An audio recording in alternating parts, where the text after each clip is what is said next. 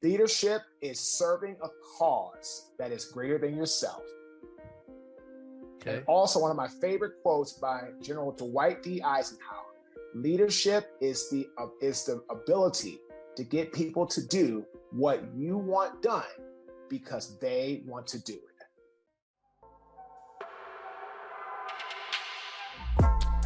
Welcome to the Nicholas Brown Podcast, a podcast talk show about real estate investing, business leadership, and personal development.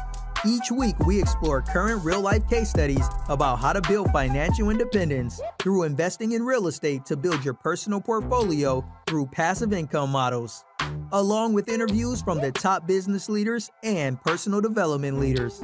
Now, here's your host, Nicholas Brown.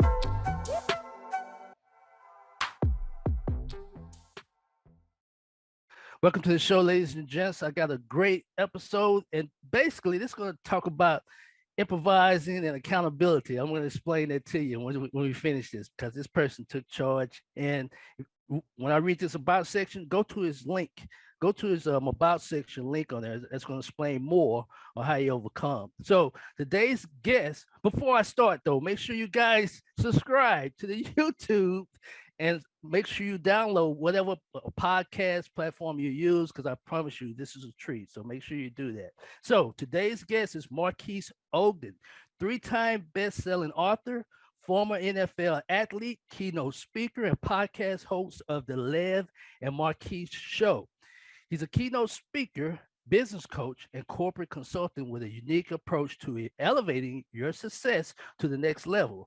Marques creates presentations designed to help each brand in various elements of business, communication, sales, leadership, management, general issues, transition, innovation, customer experience, diversity and inclusion, and more. His presentations are customized to a more traditional approach designed around a success cycle, which brings value, the keyword value, ladies and gentlemen, back to the core basics of fundamental relationship building and success. Because improving your business doesn't have to be complicated, ladies and gents. Listen and watch his story, as I said before, on his website, which is www.marquesogden.com/about, of how he lost everything he went through. He lost everything through. He went through it. He didn't stop. He went through it, ladies and gentlemen. His transition from the NFL to becoming more accountable for his actions, from making millions as an NFL player, filing bankruptcy, making $8 an hour as an overnight janitor, and bouncing back as a 3-time best-selling author and highly sought-after keynote speaker, ladies and gentlemen. He's an example of my affirmation that I always end with these messages, which you watch, whether you're watching on YouTube or you listening on any type of platform for podcasts. When I end my events, I always says this, but he did this. He didn't condemn or he complained, because he had the choice to make a change. He could adjust and say, hey, I can't make this, let's do it some other time. But he didn't condemn. He made it happen. So as I always say, don't condemn, don't complain, because you have a choice to make a change. So ladies and gentlemen, reach out to Marques at www.marquesogden.com, MarquesOgden. Welcome to the show, sir. How are you, Nick? Thanks for having me on, man. Thanks, man. Thanks for coming on. What I'm going to do, because I appreciate your time. Time is valuable. I'm going to go over 3 things we talk about here with you. Thanks for representing my last series of leadership, because we talk about leadership, and I'm glad you're coming on, because I want to make a purpose to this. We talk about motivation, teaching, and perspective. So this is going to tie into what you do. You're a speaker. You overcome. You went through journeys. You had times you didn't have and times you do have. I want you to speak on that. So what motivates you from the NFL? How long were you in the NFL? Which I'm glad to have you. I was in the NFL for almost 6 years. Really? Okay. Multiple teams. You was on 6 teams, am I correct? 4 teams. So I was drafted by the Jacksonville Jaguars. Wow. I played for the Baltimore Ravens. Then after the Ravens, went to the Buffalo Bills. And after the Buffalo Bills, went to the Tennessee Titans. Offensive lineman? Correct. Awesome, man. Awesome. Okay. So what motivates you, which, ladies and gentlemen, if you watch the videos, I said the story, it'll give more in depth. But what motivated you to overcome? So you had money and you didn't have money, and you was in the construction field at that time too, correct? Correct. Yep. So I built the largest African American subcontracting wow. business in the city of Baltimore and the state of Maryland, the area of site work and utilities. Wow, wow, wow. How long did you have it? Did you have it? I had the company for about almost 6 years.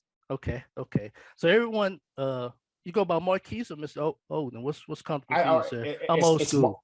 It's Marques. Marques. Okay, I'm old school. I Yeah. apologize. That's why I have to Yeah. ask. Yep. No problem, man. It's all good. So what motivated you to change? So you were successful at that time, though. What motivated you to change? What happened? So basically, man, after I lost everything, I had my spoiled milk rock bottom moment where somebody's trash and rotten meat and nasty protruding garbage got over my body, my skin, and my clothes. And that was what I call my inspirational moment. People use the word motivation. I prefer the word inspiration. Right. So that was my inspirational moment where I said, if I don't get my life back on track today, it's going to be exactly right here for the whole time. So that's what got me back on track at that time. Okay. Because you had a team with you also, right? Before you, so you're talking about when you became a janitor. Is that what you're talking about? So basically, so I had my construction business, right? I had a team, sure. Then that failed. And then what happened was after that failed, I then came down here to Raleigh, had to start over from scratch. Gotcha. And that's what got me inspired. I was always inspired after I left the NFL for about 6 months, I struggled with what to do next. But then I finally found Caden. And I had a partner and we built, and that was great. But after losing Caden, that's when I had to really reignite myself because I was feeling really down, feeling really depressed, feeling really anxious because I was in financial ruin. Sure. I had no money. I lost my home, all my possessions, cars, everything was stripped from me. And I filed a complete Chapter 7 bankruptcy. Okay. So that would trigger you when I'm thinking, for example, you was at the John Tory, you had the trash on, that would trigger you, inspired you, like, I got to change, make this better. Correct. Because before that, there was no accountability, no responsibility in my life. I was just blaming others for everything going on bad. And I was tired of doing that. And God has a funny way of saying, hey, right. If you want to get things back on track, it has to always start with you. Ladies and gentlemen, you hear that? That's what I plug that always.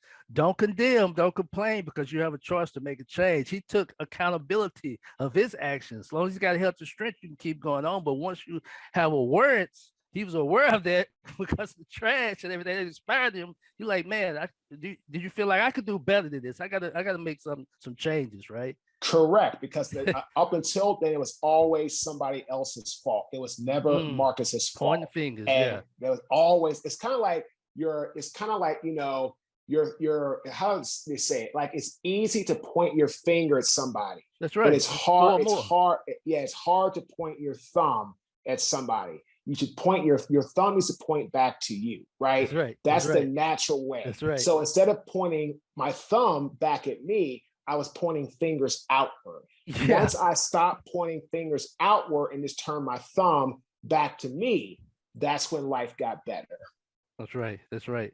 So at that time, you didn't burn any bridges, or you had a source. Well, there's a will, there's a way. What got you started? What motivated you to go into speaking? Because your speaking is more powerful because you spreading out, you're networking. I came You're not home just any speaker. That's what my point is. You're not just any speaker. So you for a purpose. I came home that morning after the spoiled milk moment, wrote down my 3 biggest strengths. I'm a good communicator, I'm a good storyteller, and I want to help people. That's right. And after processing that in my brain, at that time, as a custodian, I was listening to a lot of Tony Robbins material, podcasts, things like that on my ship. And I said, well, if Tony Robbins can do it, why can't I? And that's what launched me into speaking. And I got a bunch of free jobs, stuff like that, but nothing paid for 2.5 years. Finally got my first paid job in April 2016, because I started speaking in September 2013. And once I got that first paid job, that's when things started to move forward in the right direction. Congratulations, man. It's April as we speak. It's what, the 14th? It's about to happen, man. Yeah, correct. That's correct. So it's been 6 years this month since I got my first paid speaking. I got my first paid speaking job in April of 2016. So it's been exactly 6 years this month that I got my first. 6 years ago, we got our first paid speaking job. That's awesome. That's awesome. But ladies and gentlemen, just press on time. We got about 5 to 7 more minutes on there. I appreciate your time, but we can get deep hopefully the next time on there, because this is a deep subject that I focus on. Did you burn bridges? Did you build bridges to get there? So you were building bridges, like for example, you was putting out content like this, and then all of a sudden it was just a law of magnetism, law of attraction came to you, or you just said. So I burnt a ton of bridges with my construction company when it failed. When I lost everything, I burnt bridges with my old partner, my employees, all that type of stuff. I was in a really dark place. When it came to speaking, I built bridges because I got my first non-paid corporate job from one of my football clients who I was training both his boys in football technique. He worked for a Fortune 500 brand called NetApp.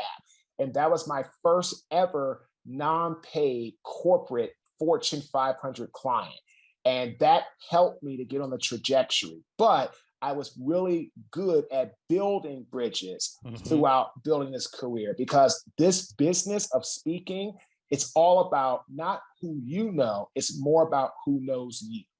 That's right. That's right. But at that time, that was at your time, because you wasn't aware. You burnt their bridge. You burnt bridges, but it's your mindset. Now I'm going to build bridges, and everything started flowing. You build a context. There's no content without a context. So your value just started coming, and here you are today. Am I right? Correct. Yes, correct. Okay. So 2 questions, we're done. Can you give some, if someone's looking to speak, or for example, you're a business consultant too, you already answered part of it though. What do you suggest? Give us some pointers for someone that's starting out their business or for their marketing and sales. How would you start out? What's some pointers for them to do? There's 3 parts of any successful business. Well, 4: marketing, sales, operations, finance. Okay. Marketing is key. If you're trying to start a business of speaking, you need to market yourself and do it to your inner circle. Let your inner circle know what you are trying to do and start with them. And then there's 3 things you need to utilize to get yourself going: focus, strategize, execution. Focus is things like visualize, lock in, and attack. Okay. Strategize, be innovative, create your blueprint, create processes and systems to get where you need to go. And execution, be tactical, be efficient, pivot if necessary, but never get off course. Were you in the military, or was your family in the military? That's strong, man. Both my grandpas were in the Army in World War II. Awesome. Did you sponge off of them, or just natural? That was just something? No, man. This is just like from years of being in what I do and the work I do with my coaching clients, my consulting clients, and my speaking business. This is something I've really been built on for a long time myself. That's awesome. That's awesome. So what's your perspective now from the last 6 years? And then we're just about done. This is it. What's your perspective on speaking on your overcoming and building of your business so far? How's it changed? It's changed because we have evolved and brought on great team members to help delegate things to. In the beginning, you're going to have to do a lot of things yourself, and that's part of the process. Unless you're wealthy and you want to bring people on right away, you can do that, but very few of us are in that position, because I sure was not. But over time, I built a phenomenal team. So now our team, my website SEO person, my internal content person, my external content publicist and marketing person, I have a trademark and patent person, videographer, bookkeeper, accountant, lawyer. All these things are the moving foundational building blocks of Ogden Ventures LLC. So today we're different because we're in a position to hire and bring on people where before we were not. So that's very important. And people need to understand that's part of the process. Don't get discouraged, but continue to move forward, because as you start to build success, you need to share a little bit of your profits to bring on people to help you do what, right, Nick? Bring in more business, more revenue, and more profit. And also get yourself a support system where you can be able to get where you want to go and go to the finish line and beyond. That's right. So what is your definition of leadership? And that's it. I gotta Leadership, get you on. Yeah.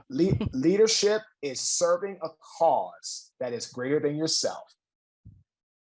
Okay. And also one of my favorite quotes by General Dwight D. Eisenhower: leadership is the ability to get people to do what you want done because they want to do it. Awesome.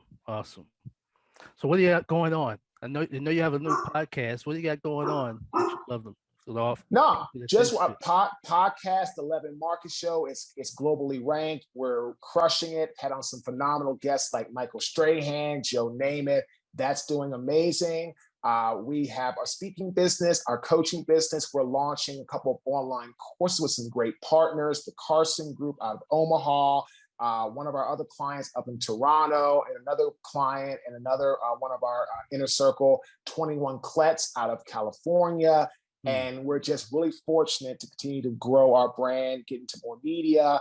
I actually have a 10:30 interview with the Carolinian, which is a paper out of Greensboro, North Carolina. My publicist stuff that's set up for us. Congratulations. Thank you, sir. Tomorrow with the Wake Weekly, which is a big newspaper here in Wake County, where I'm at, North Carolina. And again, the publicist that we brought on, Ben, has been phenomenal. So again, just have some great projects in the hopper. And we're blessed to have an amazing team to help us get where we're trying to go. Congratulations on your success. So how can they get in touch with you? They can go to our website, www.marques, MARQUES, Ogden, OGDEN.com, and they can get in touch with us. We'd love to hear from you. Well, thanks, Marques, for your time. I'd love to see you in another episode if possible. But thanks for your time, brother. And that's it, ladies and gentlemen. As I always say, don't condemn, don't complain, because you have a choice to make a change. Have a great day.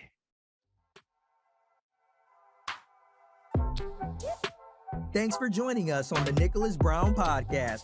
Make sure to visit our website, www.nickbrowninc.com, where you can subscribe to the show in iTunes, Stitcher, or via RSS, so you'll never miss a show. While you're at it, if you found value in this show, we'd appreciate a rating on iTunes. Or if you'd simply tell a friend about the show, that would help us out too. If you like this show and you are a new real estate investor, then check out one of Nicholas's free reports called the Wholesale Dominator Report, also located on our website, www.nickbrowninc.com/free reports. Be sure to tune in for our next episode. And remember, don't condemn, don't complain, because you have a choice to make a change. Have a great day.